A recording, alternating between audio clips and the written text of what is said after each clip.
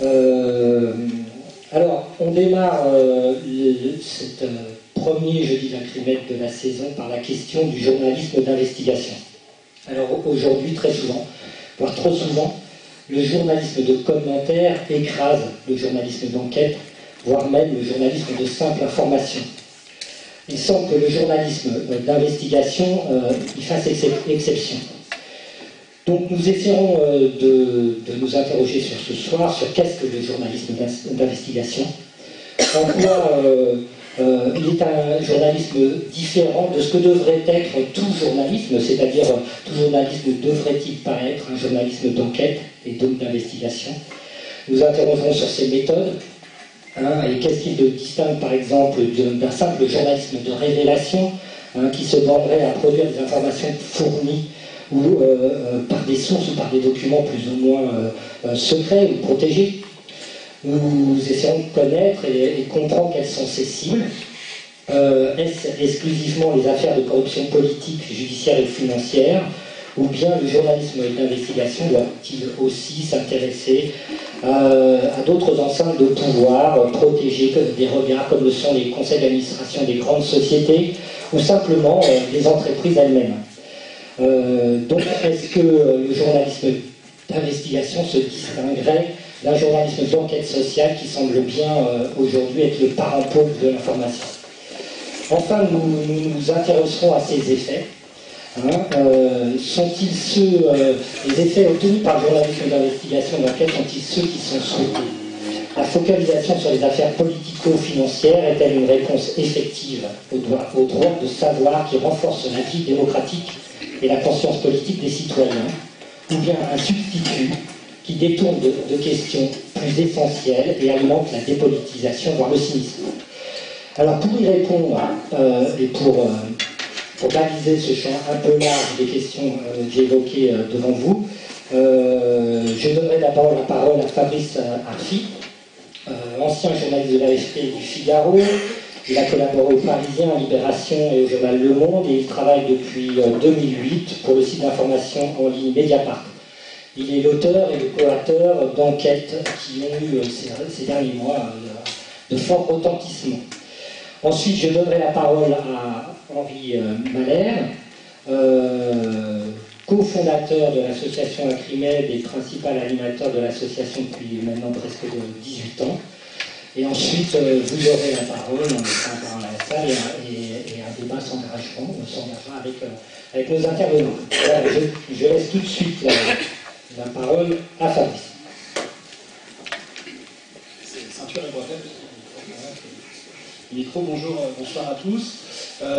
Donc, on m'a dit qu'il devait y avoir un petit propos liminaire sur enquête et filature, la pratique du métier, d'où je parle, et évidemment, après la prise de parole d'Henri Malher, les éventuelles réponses à ce qui va être dit, je présume que le plus intéressant sera qu'on puisse converser ensemble autour des questions que vous vous posez et des réponses que je peux éventuellement apporter. Alors, simplement pour commencer, non pas pour parler de moi, mais simplement par rapport à la petite notule biographique. Donc, moi, je suis né en 1981, j'ai 32 ans.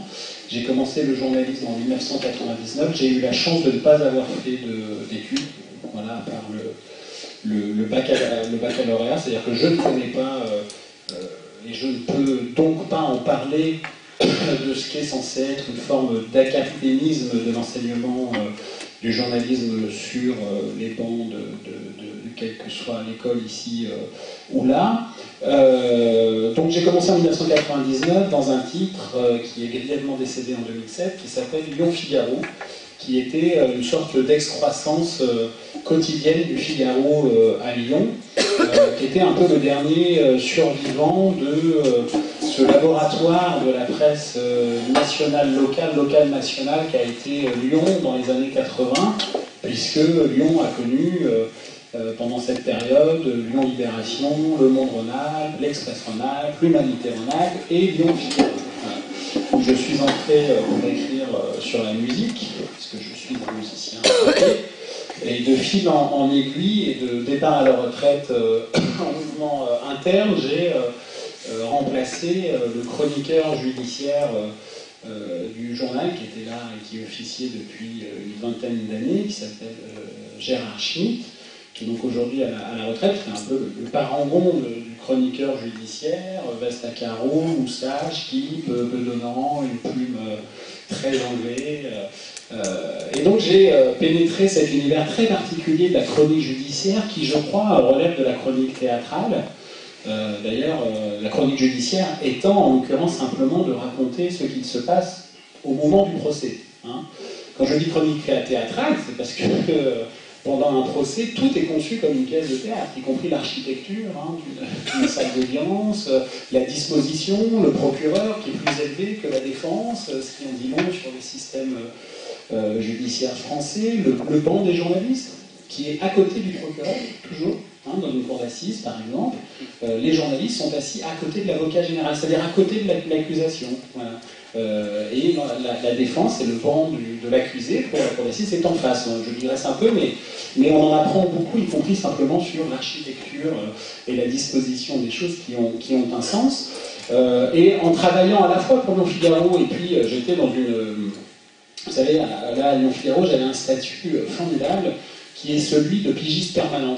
C'est-à-dire que vous êtes payé comme un pigiste, c'est-à-dire mal, puis vous n'avez aucun des droits du salarié normal. Voilà. Donc j'ai connu cette forme de précarité et j'ai développé un certain nombre de collaborations que vous avez citées sous tout un tas de pseudonymes, ici pour le Parisien, aujourd'hui en France, là un peu pour Libération, un tout petit peu pour Le Monde, un peu pour le Canard enchaîné, un peu pour l'agence France Presse, et puis des histoires et des aventures locales jusqu'à la création d'un hebdomadaire qui existe toujours à Lyon, qui s'appelle La Tribune de Lyon, mais qui a beaucoup changé depuis ce qu'il était...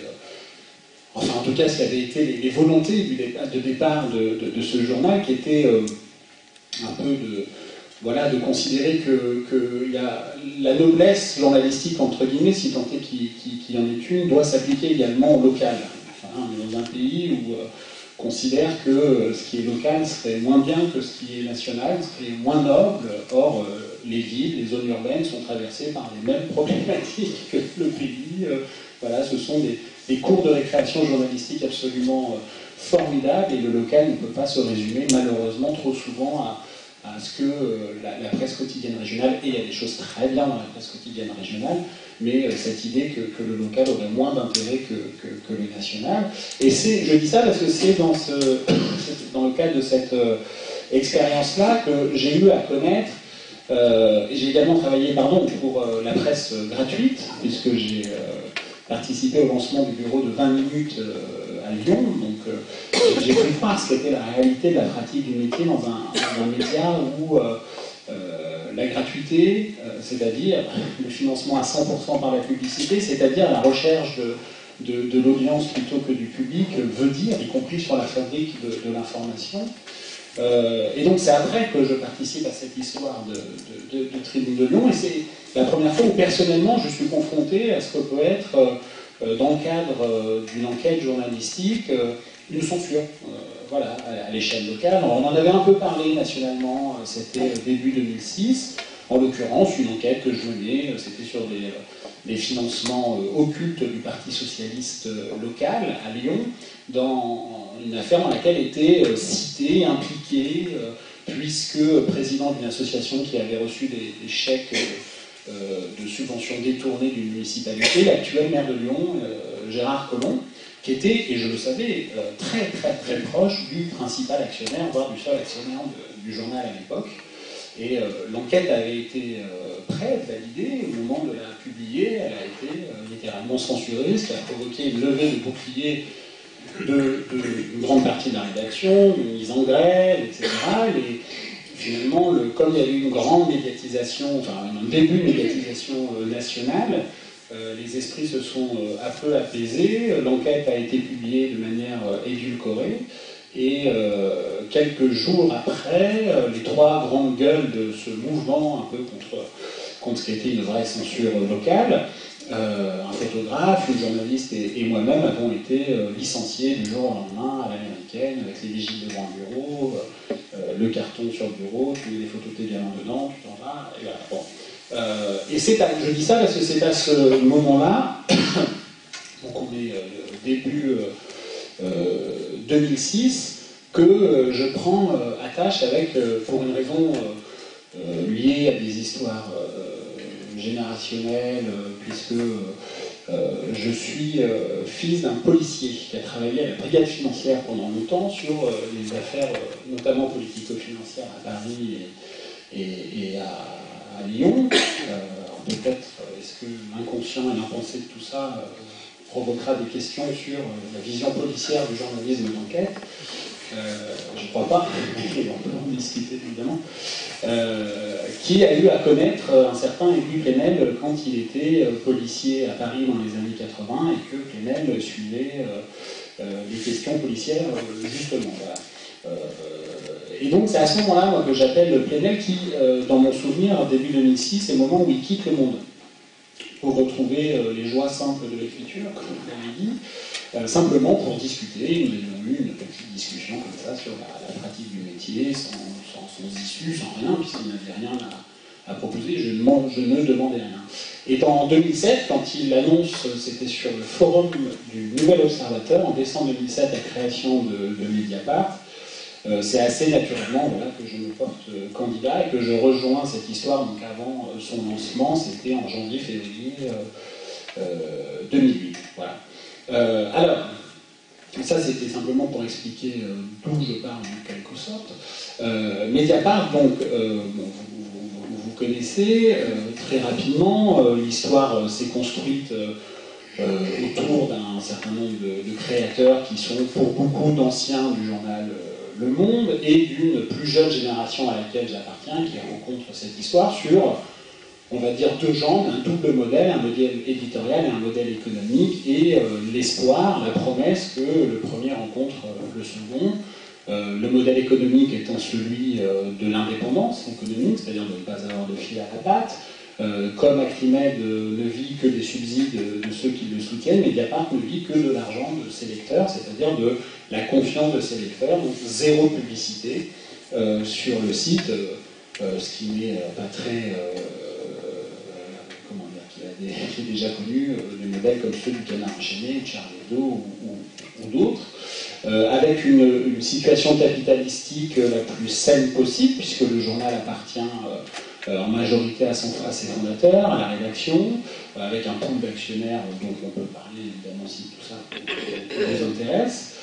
Donc une indépendance économique totale qui va chercher à rejoindre une indépendance éditoriale, qui est donc le modèle de journalisme que nous essayons de défendre, qui est un journalisme, comment dire,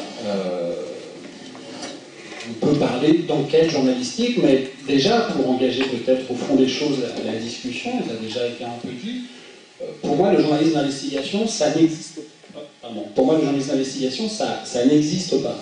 Voilà, je ne me reconnais pas dans cette appellation. Je considère que ça relève soit d'une lâcheté, soit d'une hypocrisie, soit d'un leurre collectif d'une partie de la profession. Je veux bien considérer qu'il y ait une différence entre le journalisme d'information et de commentaire, mais à partir du moment où vous allez chercher une information, quelle qu'elle soit, que vous la vérifiez, que vous la recoupez, que vous la contextualisez, que vous l'historicisez, que vous respectez le contradictoire, que vous la recoupez évidemment, que vous la publiez, que vous l'assumiez, y compris pour les tribunaux, puisque bien évidemment les journalistes ne sont pas au-dessus des lois, vous faites un travail d'enquête journalistique.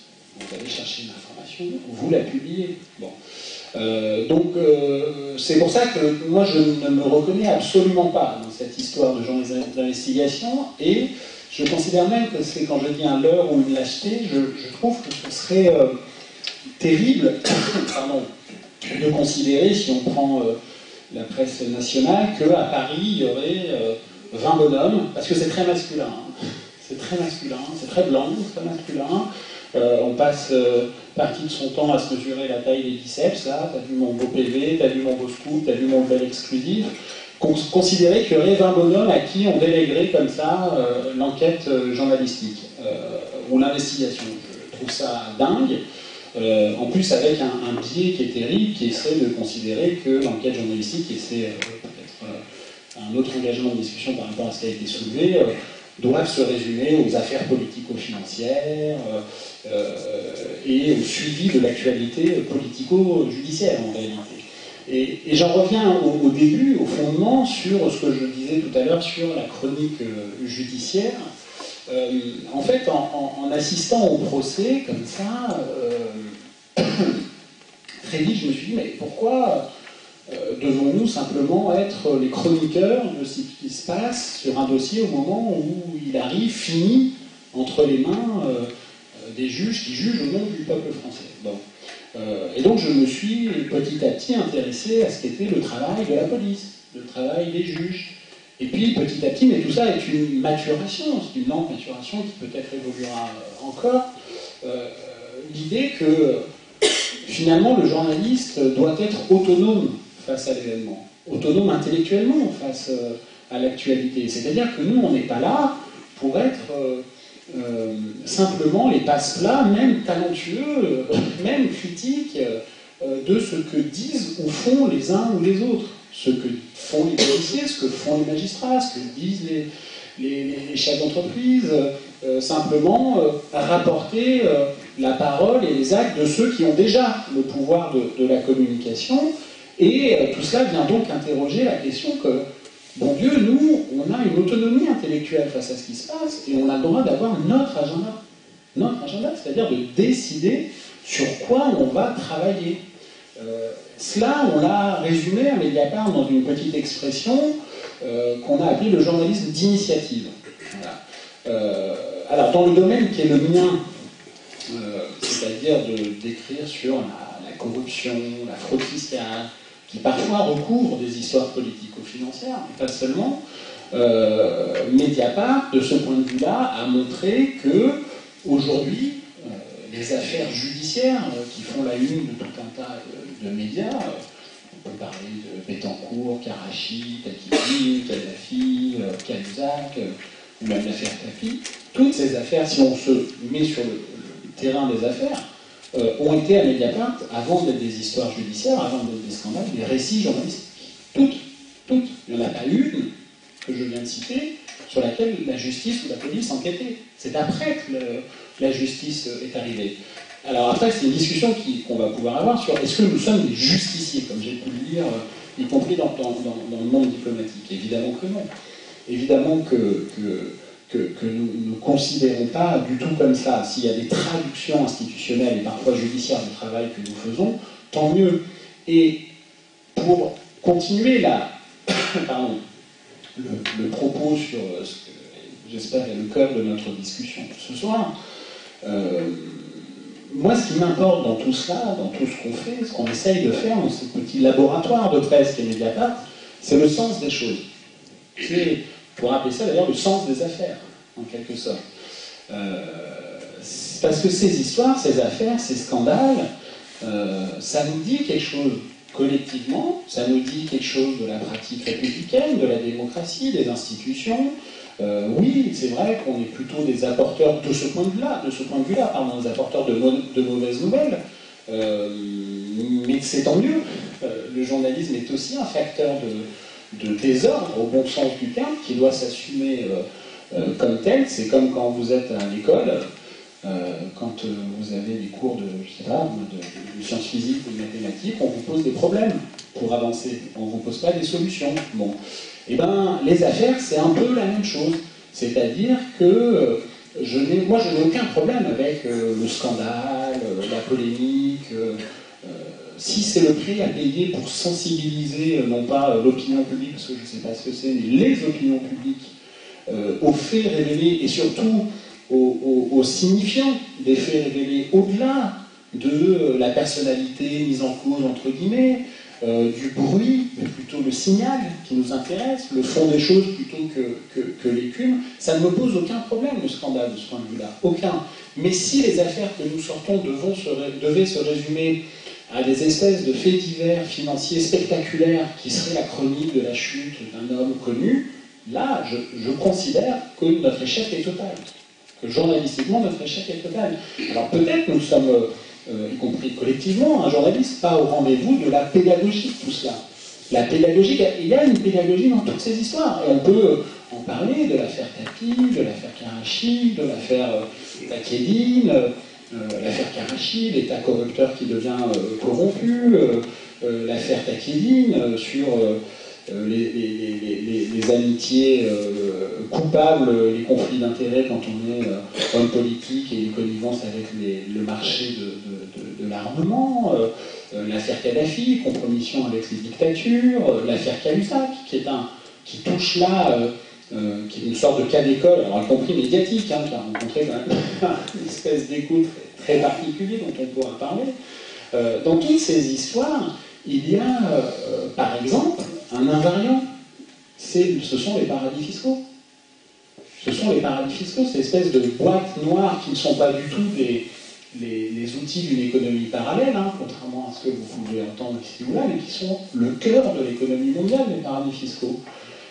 Les estimations les plus sérieuses sur l'argent dans les paradis fiscaux, tout confondu, insulaire et non insulaire, on parle quand même de 28 milliards de dollars.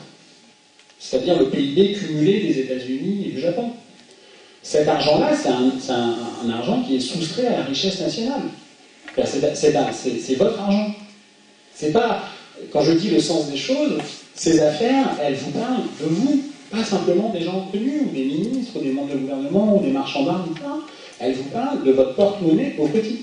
C'est-à-dire que vous êtes farci toute la journée de bruit médiatique autour de la rigueur, de la dette, de l'austérité, le ras-le-bol fiscal, l'expression du ministre des Finances, mais l'argent il existe, l'argent il est quelque part, et quand on découvre que celui qui est censé lutter contre la fraude fiscale, qui est celui qui est censé ramener l'argent, la richesse nationale sur le territoire, est lui-même un fraudeur fiscal, c'est pas simplement l'histoire d'un homme, et c'est encore moins l'histoire d'un mensonge, contrairement à ce qu'on veut nous faire croire aujourd'hui. Donc tout ça a un sens, parce que si on déclare vraiment la guerre aux paradis fiscaux, pas en faisant des petites lois comme ça, comme on fait des lois de normalisation de la vie politique, des nouvelles lois de lutte contre la fraude fiscale avec des avancées absolument évidentes, pas de difficulté dessus. Mais ça fait 30 ans qu'on fait des lois. Pardon, ça fait 30 ans qu'on fait semblant de considérer que c'est grave et que là on va légiférer, que maintenant vous pouvez avoir confiance, ça va changer, mais ça ne change pas. C'est-à-dire que jusqu'à maintenant on essayait de fracturer une porte blindée avec un plumeau et on est passé au tournevis. Mais c'est la guerre qu'il faut déclarer. Quand je dis il faut déclarer la guerre, c'est-à-dire qu'il faut envoyer des avions de chasse, l'infanterie au sol, des chars et tout ça contre les paradis fiscaux. Ces gens-là, les paradis fiscaux et la complicité, la complaisance, qui peut confiner à la complicité d'un certain nombre de responsables politiques, soit par aveuglement, soit par malveillance, par intérêt, il y a plein de raisons de toujours mal agir, fait que, aujourd'hui, l'enrichissement de quelques-uns provoque l'appauvrissement de tous, donc de vous et donc de moi. Le jour où cet argent sera récupéré, votre feuille d'impôt, elle va diminuer, tout de suite.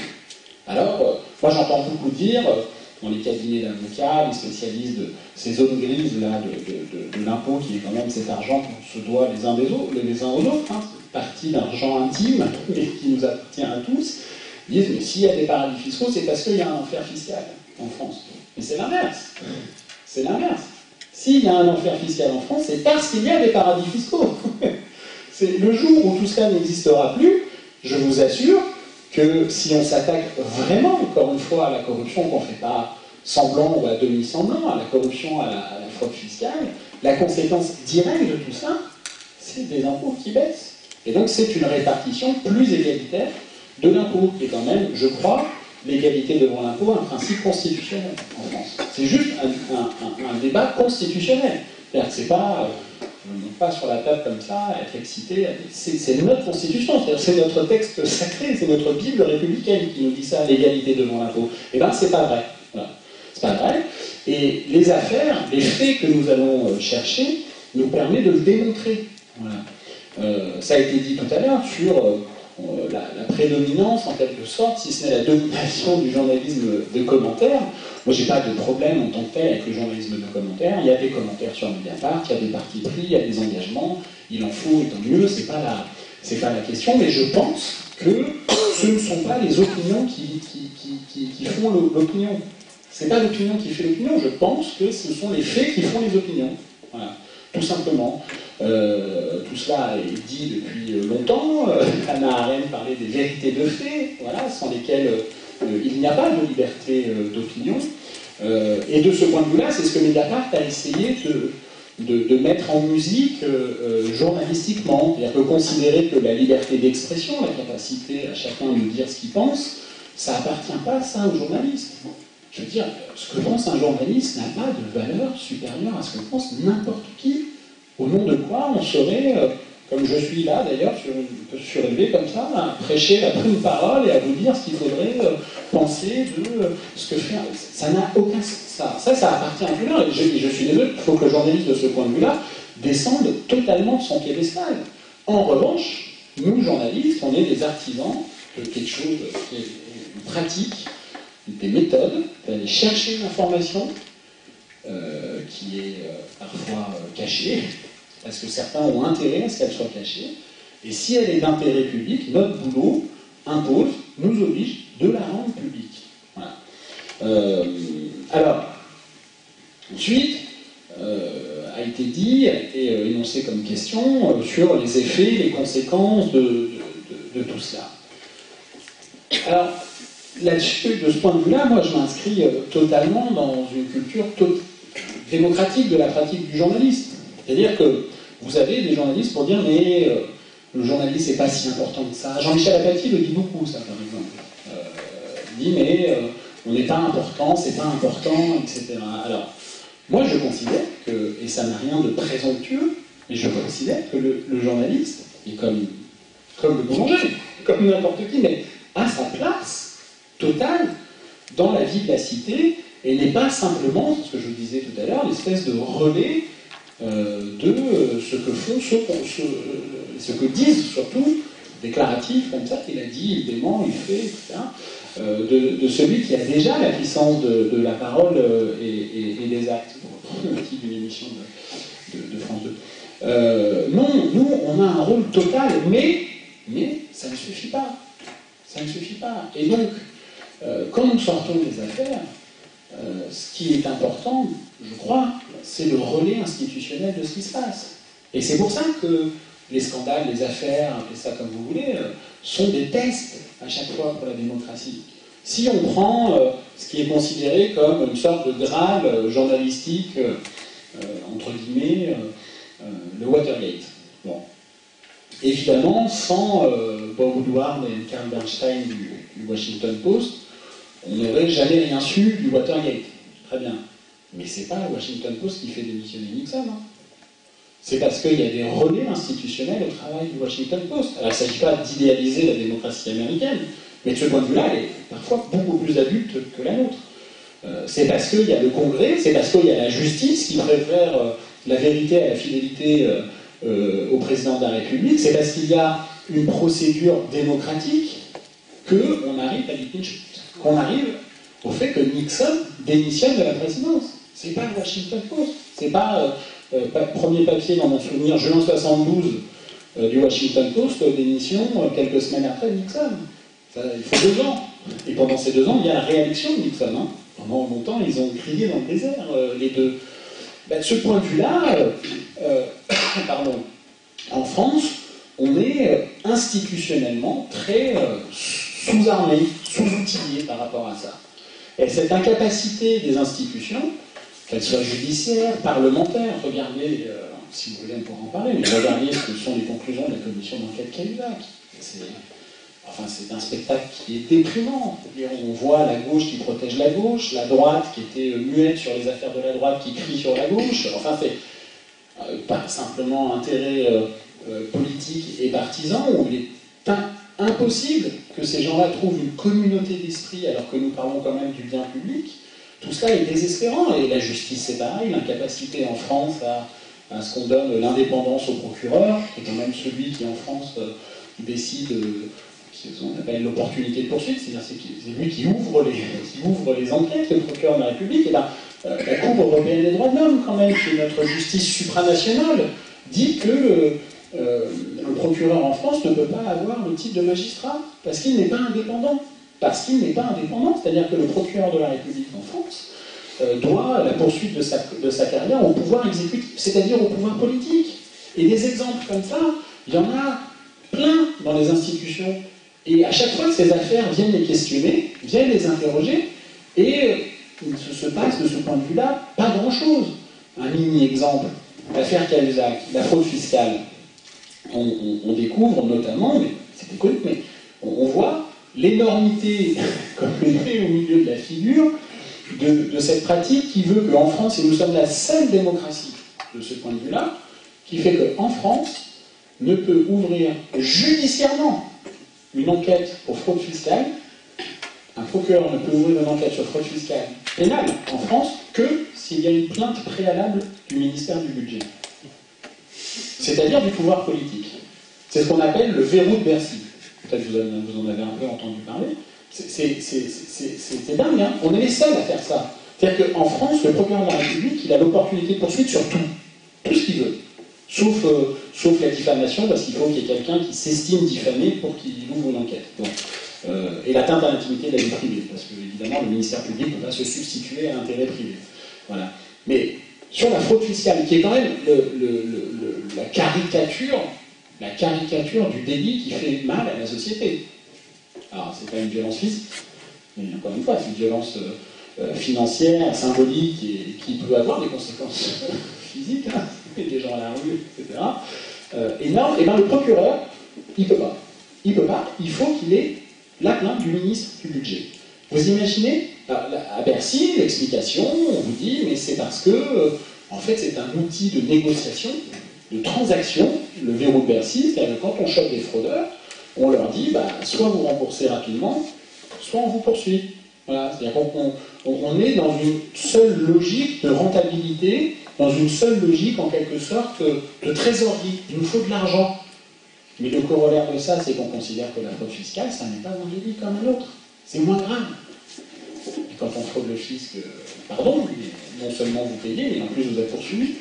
D'où il y a une amnistie pénale pour les fraudeurs fiscaux. Mais vous imaginez ce que, dans ces citadelles du secret que peuvent être le ministère du Budget et le ministère des Finances, ça autorise comme tractation, comme levier de pouvoir, d'influence, de ne pas poursuivre les amis ou d'attaquer les ennemis. Bon, c'est un exemple. Je peux en citer un autre, l'affaire Karachi, le secret défense. Le secret défense, qui est le bras armé de la raison d'État, hein, le secret défense. Alors je dis pas qu'il ne faut pas de secret défense, évidemment. Évidemment qu'il faut, dans une nation, y compris démocratique, protéger des secrets militaires et certains intérêts supérieurs de la nation. Encore faut-il donner une bonne définition de ce qu'est un intérêt supérieur de la nation. Bon. Mais on découvre que le secret défense, en réalité, est utilisé, et l'affaire Karachi, de ce point de vue-là, a été un exemple fabuleux, invraisemblable, est utilisé pour cacher, pour protéger les turpitudes personnelles de quelques-uns. Ministres, ministres, marchands d'armes, et la corruption. C'est-à-dire l'argent qu'ils vous volent et qu'ils prennent pour eux. Comment ça marche le secret défense en France? Alors le secret défense, c'est la caricature du système anticonstitutionnel.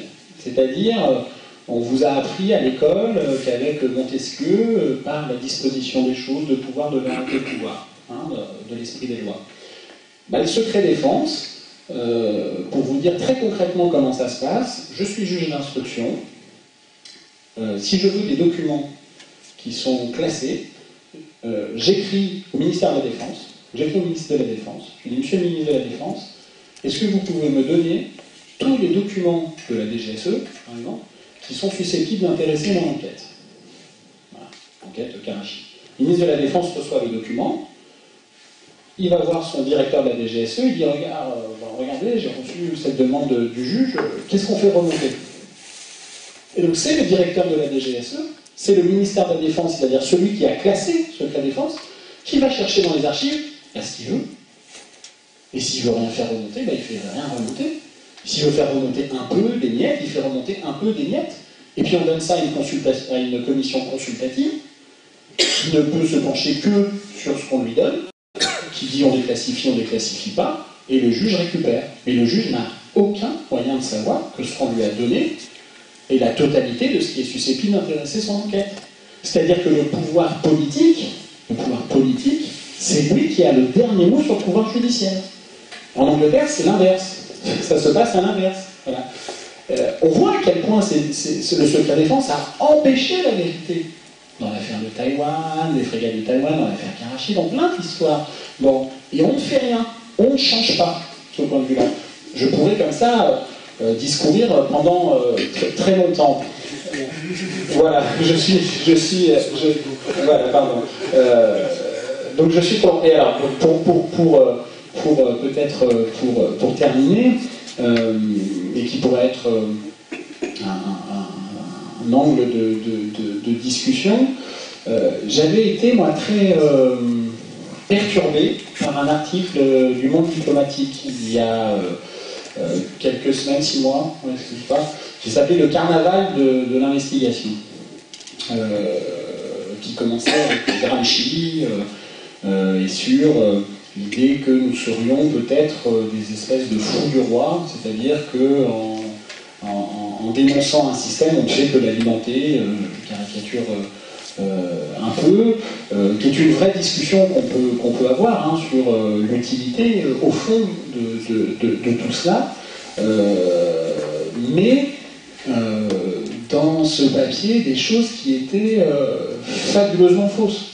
Fabuleusement fausses, c'est-à-dire, et qui, moi, m'a beaucoup perturbé, puisque la première phrase du papier disait qu'à partir du moment où Jérôme Cahuzac avait avoué, puisque le point de départ du papier était l'affaire Cahuzac, Mediapart était consacré comme justicier. Voilà. C'était le terme utilisé. Et moi, je ne me reconnais pas du tout là-dedans. C'est-à-dire que c'est un miroir qu'on nous tend, dans lequel moi, je ne vois pas mon reflet. Justicier de quoi ? On publie des informations qu'on espère d'intérêt public. Si elles ont des conséquences judiciaires, elles ont des conséquences judiciaires. Si elles ont des conséquences politiques, elles ont des conséquences politiques. Si elles ont des conséquences parlementaires, institutionnelles, en quoi on ne se substitue pas à la chose judiciaire. Moi, je ne suis pas là pour juger pénalement ce que font les gens. Je ne qualifie pas pénalement la nature des informations. Les magistrats sont là pour ça. Et je ne juge pas moralement non plus. Les curés font ça très bien. Voilà, je suis là pour mettre sur la table des informations d'intérêt public, je l'espère, vérifiées, je l'espère aussi, j'essaye, qui alimentent ensuite la conversation qui est ce qu'on va avoir.